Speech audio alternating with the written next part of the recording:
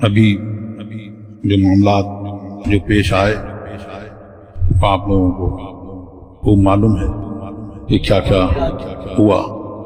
حضور دا جو شریعہ کے ساتھ میں بھی اور حضور مجاہد ملت کو بھی زدوں کو وہ کیا تھا۔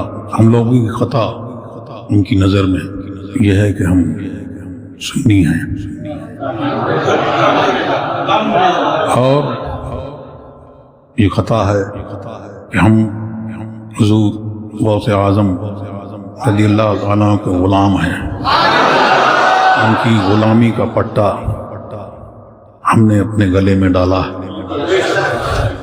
وہ جانتے ہیں جب جو کچھ بھی سوالات ہوئے اور اس میں یہی کہ کون ہے، سنی ہے، الحمدللہ اہل سنت و جماعت ہیں، حنفی ہیں۔ شیخ عبد القادر جیلانی کون ہے؟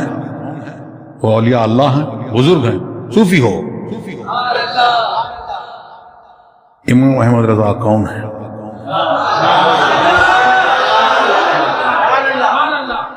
الحمدللہ ہمارے دادا۔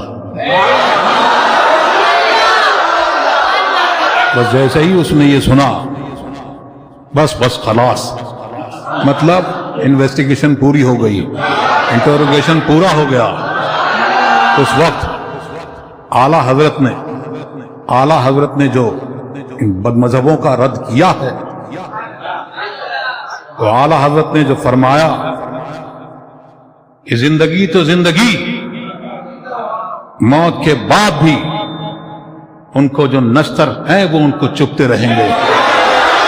وہ یاد آیا، وہ رضا کے نیزے کی مار ہے، عدو کے سینے میں وار ہے، اسے چارہ جوئی کا وار ہے، یہ وار سے پار ہے۔